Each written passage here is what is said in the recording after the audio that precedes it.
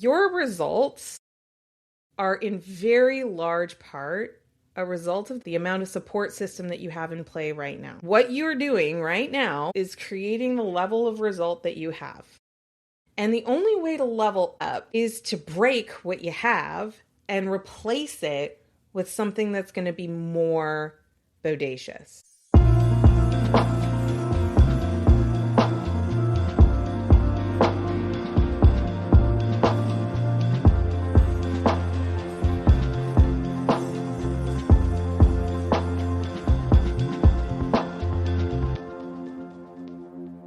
So we're talking about more leads, less stress, more leads, less stress. So let's talk about what is it that's causing stress, right? Now, for years, like before I ever became a coach, I always thought that stress was primarily because of my external circumstances. So I used to think that all my stress came from my external circumstances. For example, I was stressed because there was a big credit card bill, or I was stressed because I was worried about my romantic relationship at the time. Chris and I are coming. Oh my God, I'm glad I talked about this because our anniversary is in like 3 days. Whew, I remembered. Okay. So, but like I was always worried about like, am I doing the right things in my relationship? Is the relationship okay? I always thought like my stress was coming from like circumstances around me. So if there was something going on at work, which by the way, when is there not something going on at work? That's a really good question. But I was always like worried about it. So I just went through life feeling like I was at the effect of everything, and that on my own made me really, really stressed. So shout out Y in the chat if you can relate to that. Now, through personal growth and development, by investing really heavily and learning things that I just was not taught when I was growing up, I learned that actually only about 10% of your subjective well-being is indicated by your circumstances. So subjective well-being is what scientists call happiness, right? I went on a big binge on understanding happiness because I really wanted to be happier. I didn't want to so stressed out all the time. I didn't want to feel depressed. I didn't want to feel frustrated. I wanted to feel more joy and more happiness. And what I learned was, I'm like, oh, turns out there's a pretty significant genetic component. And I'm here to tell you that's true. Right? That is very true. Anecdotally, data point of one, I can tell you there is some genetic tendency towards, your different personalities. So have you guys heard of the ocean framework, right? It's a great framework for describing personality traits. And your genetics do play a role, and it's a pretty significant one, about 40%. But that leaves you, a good 50% has to do with your narrative, your cognitive biases, your experiences, and what is the story you're telling yourself about the facts. And to be very honest with you, when I was making $250,000 in take-home salary per year, pre-entrepreneurship, that didn't necessarily make me happy. And I know you're gonna be like, go, yeah, duh. Like everybody's heard that, I guess. I don't know. There's like two camps. There's like, I don't believe you because that's more money than, if I had that kind of money, I'd be happy, you selfish person. But I've also had people go like, yeah, I mean, like the best things in life are absolutely free. Right. And I believe that too. I do think that the most valuable things in my life you could never pay for. Right. So like I think about my marriage, I think about my kids, I think about my friendships, I think about my family, I think about the experiences, the memories that I have. I'm like, you can't buy that ish. You know what I mean? Like money is a really powerful tool, but it doesn't on its own actually make you happy. Right. Now, I do think Dean Graziosi has a pretty good point that he likes to make in his podcast. He says, the thing about money is it's a lot like oxygen. Like if you just kind of consider right now, you're not gasping for air. There's plenty of oxygen. There's plenty of air. So you're not really thinking about it. You're not really worrying about it. If there's not enough air, that's the only thing you'll think about, right?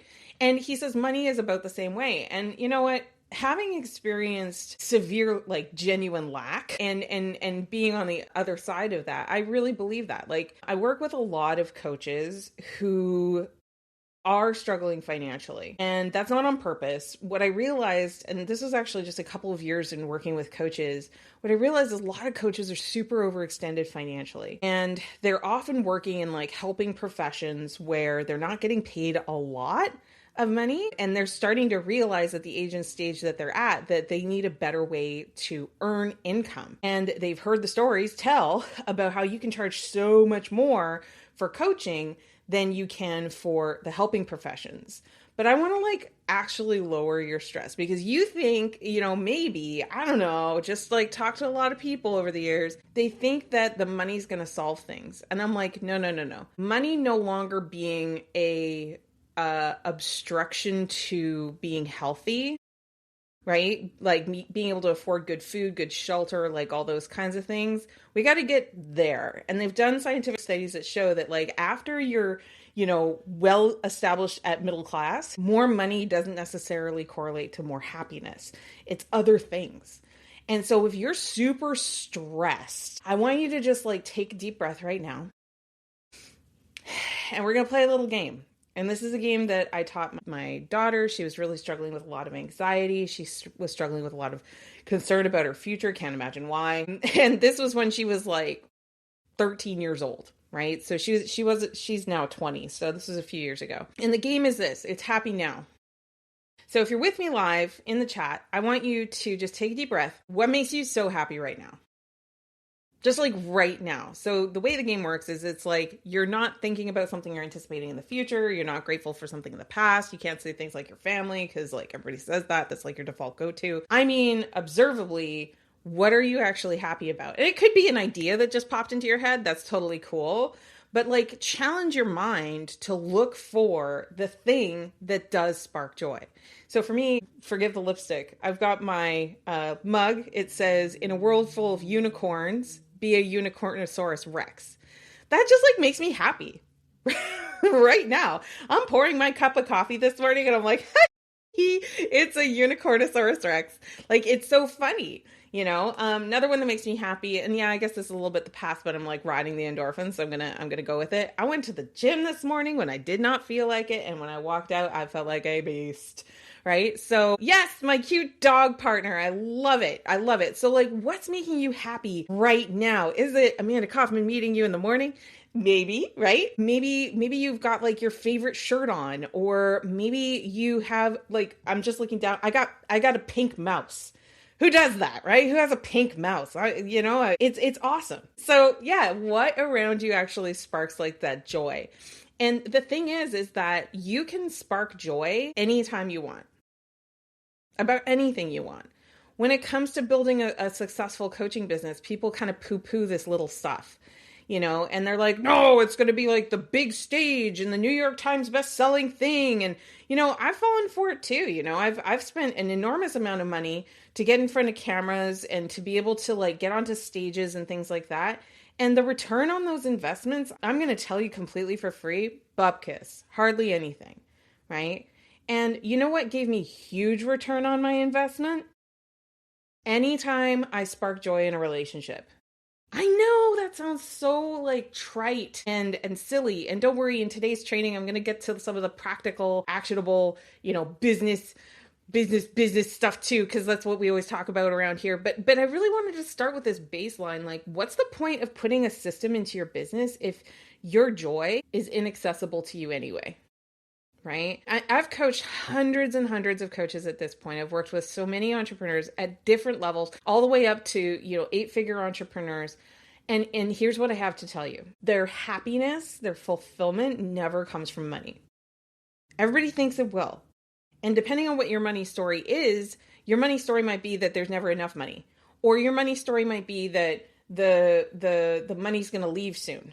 Or your money story might be that you are a more fancy person if you can be more flashy, right? And show off your money. And then people will like you better because you have better status, right? You could be someone who even just like loathes money, right? You might think that money is like the root of all evil, right? And what I'm here to tell you is like all of those are cognitive distortions, right? The reality, the truth is a tool.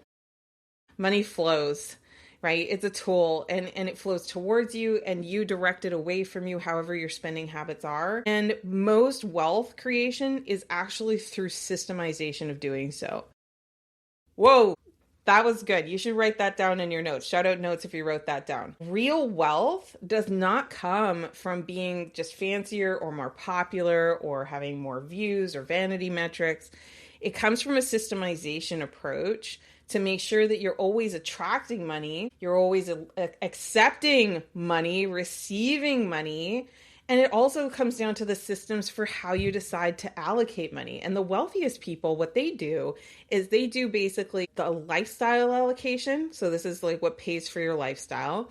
They have a savings allocation, and they do something to actively grow their savings. They don't leave it in cash under a mattress. They don't leave it in a savings account getting 0.00001% interest. What they do is they usually do something like the stock market, or they work with a financial advisor to like figure out what portfolio of investments can I put this money in that is going to, on average, across all of the performance, likely return something significantly better than my savings account, right? And then, if you haven't already set it aside, your emergency fund. What's an emergency fund? Have you ever had something bad happen in your life? I know I have. I've had like bad things happen recently. And it's having the extras set aside that allows you to recalibrate and get back on track with the original system. That's what generates wealth. And being anxious about whether you can generate wealth, I am here to tell you, after many points of data, and yes, I am like all my own experience, of course, but like being really anxious about getting the promotion never got me the promotion. Being really anxious about getting the client never got me the client. Being really anxious about posting content and attracting people into my world never helped me do that. You know what did? Chilling the bleep out and being myself. I know. It's just like, it's not this crazy, like your emotional condition isn't going to help you to get more because you want it better. I'm aware the grammar was a little rough there. But seriously, like think about the people around you who complain year after year about the job that they're in. What are they doing to activate towards something better? Do they really believe that they deserve to get paid more? Or do they believe that where they are is the best they can do? And when you settle into that thinking, then of course you're going to just get paid whatever you get paid. You're not seeking new opportunities that are worth more. You're not challenging yourself to raise your competency or to develop relationships with people that perhaps intimidate and scare you a little bit. When I was very first starting out as an entrepreneur, I was simultaneously amazed by people who were more financially successful than me, and also kind of scared, right? I was scared that I wouldn't be able to build a relationship with them, that they would think I was a big waste of time and oxygen and all of that kind of thing. And let me ask you, when somebody's being really anxious around you, how does that make you feel personally, right? Totally nervous, right? Because you're like, wait, is there a bear hiding out in the bushes? Is something on fire that I didn't know? So as human beings, we're social creatures. So if somebody is being like really like clammy palmed and stuttering because they're scared of saying the right thing. Now here's another way that it tends to show up. When somebody is nervous, they tend to be less vulnerable. And so they tend to show up as a fake version of themselves. So now I used to get very confused about this because I thought like people who dressed nicely or were like in the latest fashion that they were fake, right? Because I was kind of raised to think like that too. When here's the truth. You can have like two people wearing the same exact outfit, and like check me on this, but I'm pretty sure about this one. You have two people that are like similar body composition, similar outfit, similar level of grooming, right? Similar. And they, you can have one person who's not being authentic in that, and you can have another person who's being completely authentic in that, right? Because some people genuinely like to express through their clothes. Some people genuinely like to express through, their fitness and all of that kind of stuff. Like For some people, you can just smell it, right? Like you can smell if it's real, and you can smell if it's putting on a show. Show don't smell, if you hear what I'm saying. Like we have to be like, one of the reasons that more coaches don't get leads, and one way that I definitely sabotaged myself, is that I just had judgment for everybody who was different from me. I was like, I wouldn't prioritize those things. And the fact that maybe you're using it as a manipulation tactic, that is an overly simplistic way to look at it. And what I had to really accept is like, I was scared of being judged for not being enough, and scared of being judged for not being pretty or smart or wealthy or whatever status. I was so nervous about that. And the condition that I had was like, fear the thing that I don't feel I can have and disdain it. And let me ask you, how's that going to bring you leads, right? People who can actually afford your coaching, people who genuinely would believe in a process that you're facilitating and bringing them through. If you have all this self-judgment that you project out as others' judgment, and people watch you judging other people, how likely are they going to want to engage you? We've got to be so careful, like stress shows up as judgment, stress shows up as stuttering and fear, but it also can really show up as snobbery, right? And I'm looking for the word, like, it's not just snobbery in terms of like flashy cars and flashy clothes. I submit to you that coaches regularly do virtue signaling, meaning it's like, I'm better than you because I have higher moral standards. Look at my beautiful moral standards. Look how shiny I am. And let me ask you, how is that different than flaunting a purse? In my opinion, it's not really different. And it actually adds a huge amount of stress, because what you're literally doing is you're saying, I'm separate, you're lesser, here's a barrier, and it cuts off the flow, right? Yeah. Yeah, Jenny, exactly. You're nailing it. It's like, if I can't have that beautiful purse, or if I can't have that bank account, or if I can't have that hot boyfriend, or whatever the thing you're coveting is, then it's like, well, then I hate it. Right. And that's an understandable response. And that's an average response. But if you want to have lower stress, stop putting so much energy into separating yourself from everybody around you. Right? Now, I want to also say it makes sense to have sensible boundaries. So when you start marketing on the internet, it is like having a storefront in public. Like, you want to have reasonable precautions. I would never say build a brick and mortar business and don't lock the front door on Main Street. Like, would you ever have that kind of an advice? But if you want to have people come into the store, can you keep the door locked? Right? During the day, during the business hours, you've got to what? Open the door, right? Open the door. It's the same thing with building an online business. I was resistant for the first few years to having systems in place, because I thought the systems were stressing me out. I thought having to be at work at a certain time or stay for a certain number of hours, I thought that was adding to my stress. I thought that being committed to a goal that someone else was working towards would stress me out. And I call this lovingly teacup thinking. It's this idea that you're this delicate little teacup. The teacups that had the flowers on them and they chip off super easily? I thought that the rigor and the discipline around accepting responsibility for my business and for other people's goals was going to crack my teacup, right? And here's the truth.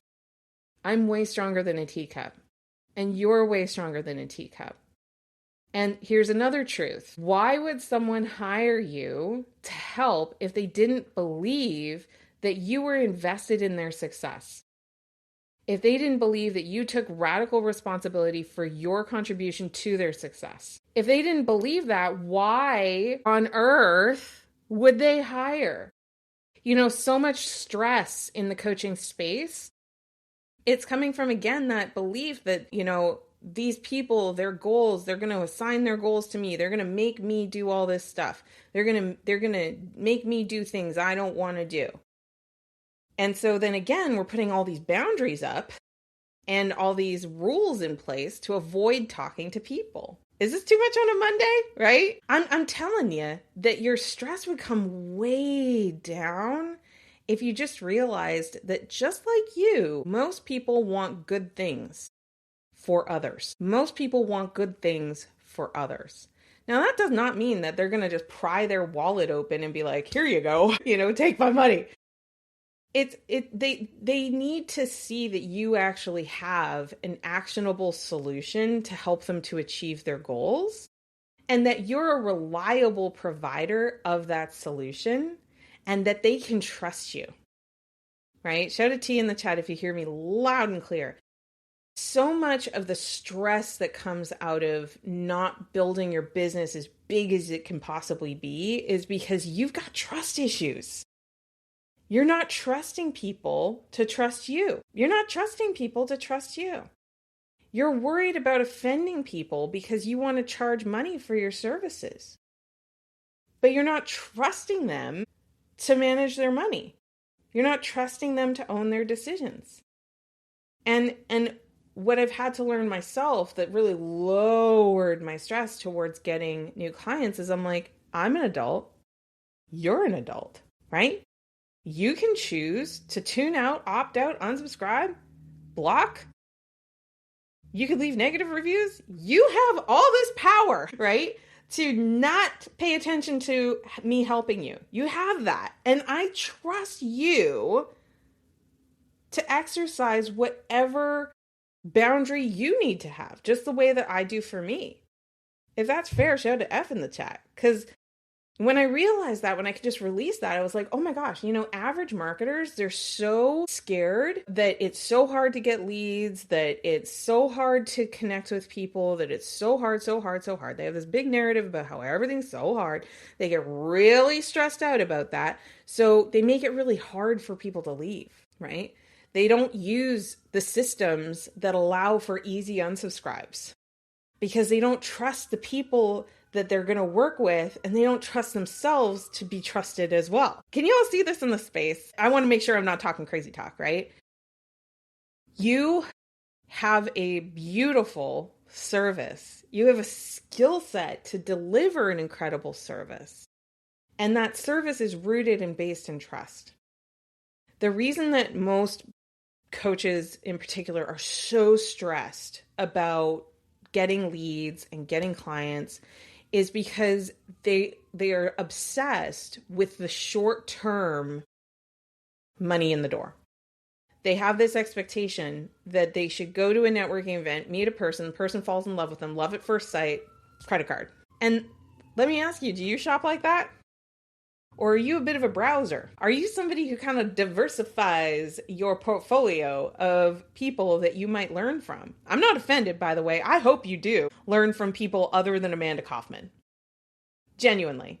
I hope that you've got this curriculum for how you're developing your life and maybe even in your business, and that you're listening to multiple of us because we all have perspectives that are probably valuable. Do you see? I'm very secure in that idea because you know what? I do that too. I have multiple people that I look to for inspiration, for instruction, for mentorship, for accountability. I have a portfolio of support system, right? Now, the thing is that if I never go deep with anyone in my support system, then I'm unlikely to shift the needle and to really be able to move my business. And if I'm always fixated on where's my next client going to come from today, I'm not building the systems that allow somebody to meet me, talk with me on their terms, and join me for a fit conversation, again, on their terms. Who here sees that, right? You're intimidated by the system. You're intimidated by the techiness of the system. You're intimidated by how long this techie system is going to take to implement. And I want to tell you something. I recently worked with a client. She actually just enrolled with me in our Experts Network program. And she asked me on the consult call, she said, how long is it going to take before I have an attractive website where people can book with me? I said, let's get it done this week. And literally within 4 days, soup to nuts, whole thing, beautiful domain, branded colors, all these decisions made, done within just a few days. And now that that's done, she's got the foundation, right? The foundation of a presence on the internet that she can anchor back to within days. Now, is she going to make millions of dollars through just having a website on the internet? Yes or no? Right? Obviously, probably not. But she can't build a 6-figure or 7-figure anything if she doesn't put a stake in the ground and say, this is my business. This is my space. So many people are stressed because they don't realize that setting up your system happens fast. Relatively, it happens really quickly. Like when you're in the Experts Network, for example, you're going to have the whole thing done in 6 to 8 weeks, which that might sound like a long time. But let's just check in. Today is March the 2nd. 60 days ago, approximately, was New Year's Day. New Year's Day. So let's just imagine you started on New Year's Day and you did the 6 to 8 week thing of implementing the system with, by the way, a few hours a week. We're not talking about a full-time job. We're talking about dedicating 5 to maybe 10 hours a week. If by now you had a regular email cadence, you had a lead magnet with an opt-in, you even had advertising up and running, and you were testing new ideas. You had a community that people were hearing from you just like this with a live stream. Like, how awesome would that be? Now, not everybody that enrolls in a program with me, they want to go that fast, right? But I got to tell you, that's a little like me thinking that all my externals are the things that are causing me stress. Oh, I'm enrolled in this program. That's stressful. Oh, I've got these commitments. That's stressful. But if I was to look over your shoulder at your system for how you manage your time, I'm willing to bet that we're not using the calendar yet to block out the time for the things that matter yet. I'm willing to bet. And I'm not saying that's a guilt. I get it. When I started my business, I was like, no, that's going to compromise my freedom. That's going to compromise my ability to relax. Did you know that you can put on your calendar, stare out the window? You can protect time on your calendar to pick your nose. If it was really important to you, you could have a nose picking session, right? And you could set how long or short you want that to be and how frequently you want it to be. I know that's gross. But like you could put on your calendar the time you need to be able to prepare healthy meals that you want to eat, or your sleep, or cuddle time with your spouse. You could put literally everything that's important to you on that calendar and protect the time. And coming back to the whole like have a system in your business thing, imagine like if you had started on January 1st or 2nd, give you the day off. If you had started on January 2nd, here we are on March 2nd, whose business would be like so different right now? If you'd had that discipline, if you'd had that focus, if you'd had that accountability, right? Shout a Y in the chat if you can see it. So many times we're stressed because we're actually just in this decision-making space and we're showing up in reaction every day. And what a system gives you is it gives you basically a pre-decision. I have already decided that I'm going to contribute to my community through free training today. This was decided, this was decided like a long time ago. Because it was decided that I was going to likely spend this morning at 9 a.m. Central speaking to you years ago. Why? Because I was like, that's the time slot that I'm going to make the commitment. Now, have I broken that commitment a couple of times in advance? Generally, I think I've had one major incident that I like genuinely could not show up for this. And it was like a medical emergency, right? But I don't have to relitigate or redecide every week, what am I going to do to grow my business? And let me ask you this. If you had a library of videos for years that people could see who you are, how you operated, what you think, all those kinds of things, would your business be better off? Yes or no? Let me even take it another step further. A lot of people don't implement a system around marketing and selling in their business because they're scared of the first few reps. I mean the first 3 reps. Because I've done this enough that I've seen people who get past rep 2, they get into rep 3, And this is why I call my membership the First 5 Club. You get past those 5 reps, baby, in the very beginning, and you're like, right, I get it now. But everybody's afraid of doing those first few reps. And you want to know why? You know why it stresses them out? It's because it's going to be ugly. It's going to be a damn mess. It's going to be chaotic. It's going to be awkward. When I first started doing live streams, you guys, no kidding, I ran out of breath. I couldn't even believe it. Like, I couldn't complete a full sentence without taking a breath in between because I was so panicked about not, like, I was going to embarrass myself in front of everybody because, like, can you guys actually just notice, by the way, when I did that quick breath thing, it really threw off my rhythm. Now I breathe through everything that I do online, and it allows me to be fairly smooth. Now, if I watch the tape back, there's going to be times when I repeat words, I have a slight stutter, I say the word right far too often. You know, I can look at everything that I'm doing in my videos and I can be like, right, that's something I need to work on.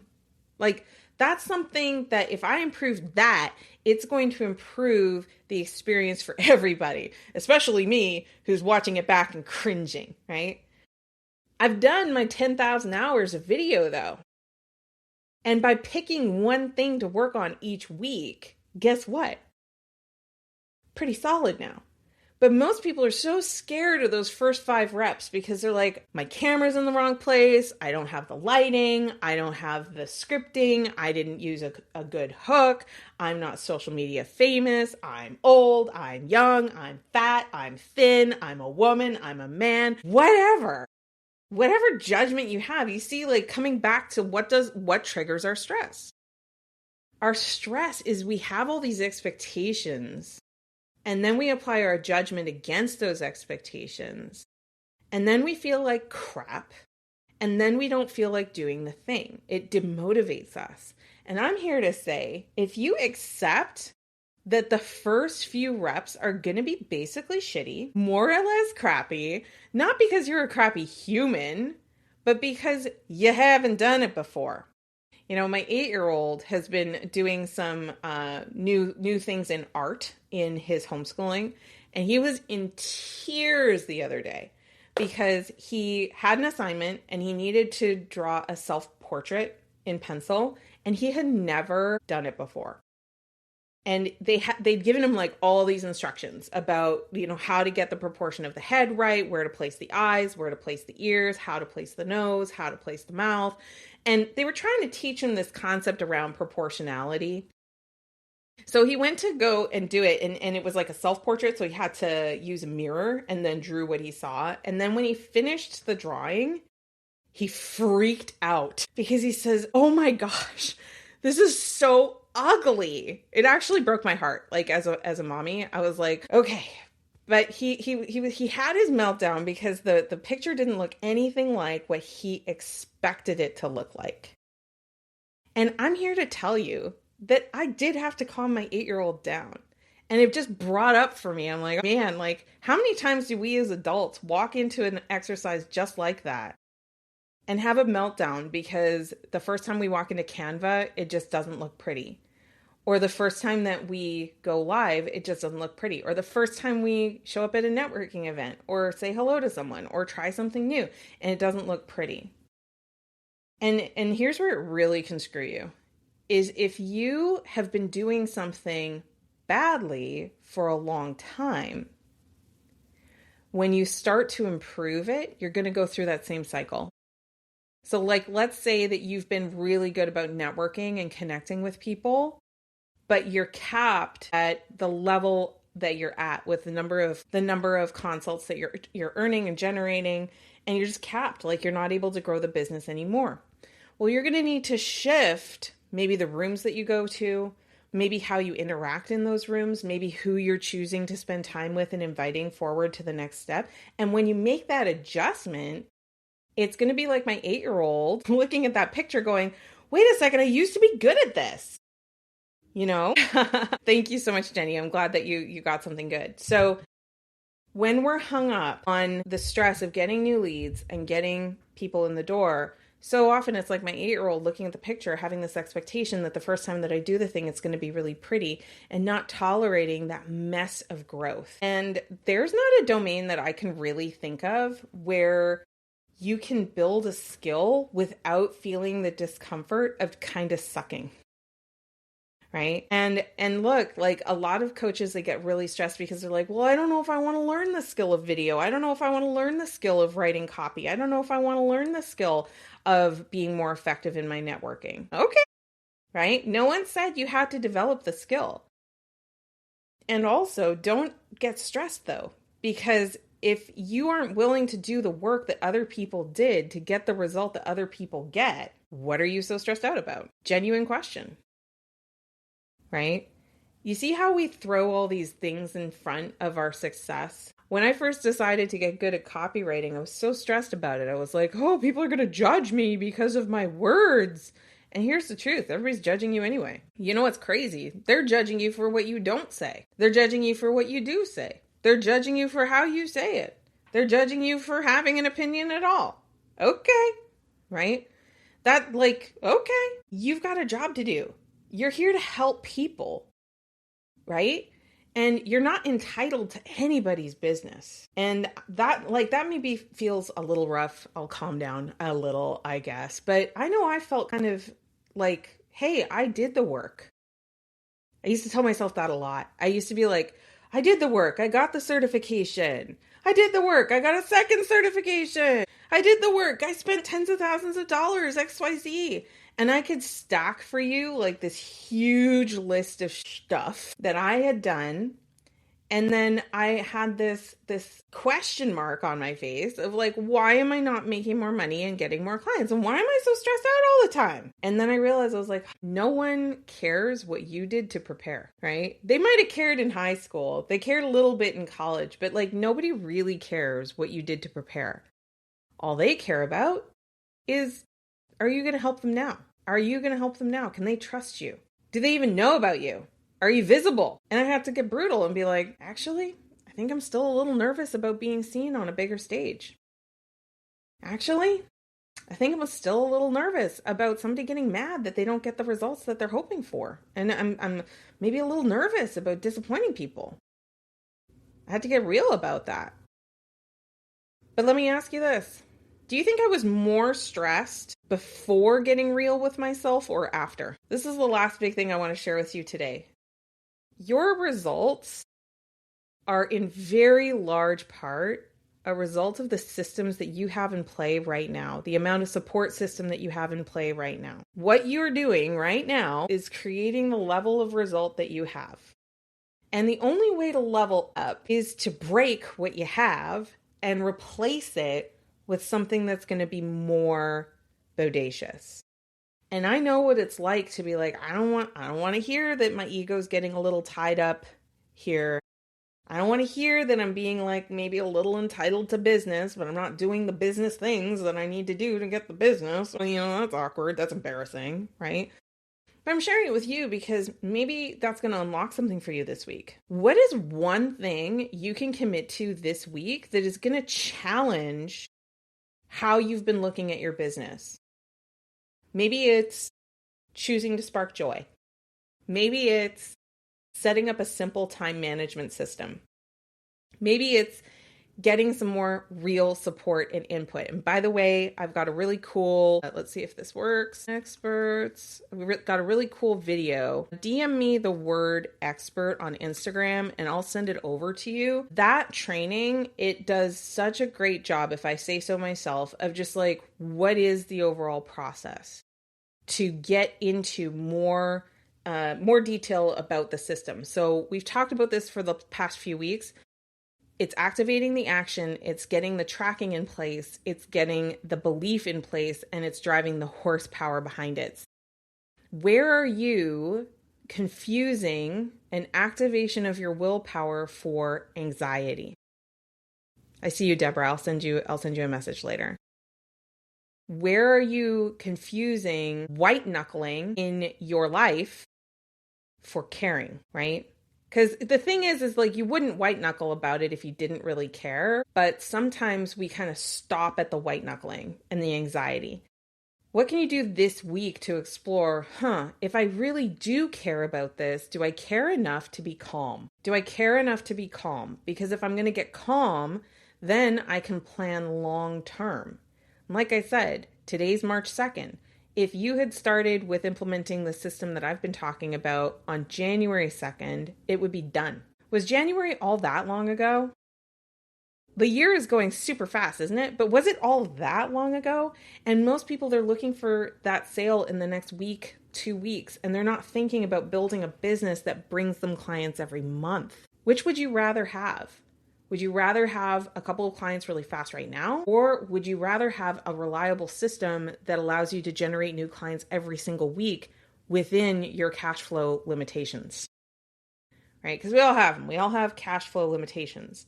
For me, I vote consistent system, because if I have that consistency, that predictability in my business, then my stress does go down quite a lot because I'm not activated by my financial stress of wondering where money's going to come from. Y'all, if you love this, make sure you invite a friend to join us in the Clients Over Chaos group. Thank you so much to Kathy again for letting me know that she was struggling with the audio a little bit, and that was like for everybody. So we were able to fix that. The entire replay is in the group already. As soon as I hit end, just skip over the first 5 minutes. We did the meat and potatoes after that anyway. All right. So thank you so much for joining me. Yes, I'm glad you're here. We'll be back with another strong start next week. And again, if you want my help with implementing the system so that 2 months from now, you're all set and you've got something that's reliable that you can relax into and you can start doing some serious skill development with your marketing. Whoop, baby. Like, this sounds like a lot of fun. I hope you send me the word expert on Instagram. I'll send you a video that walks you through all those details.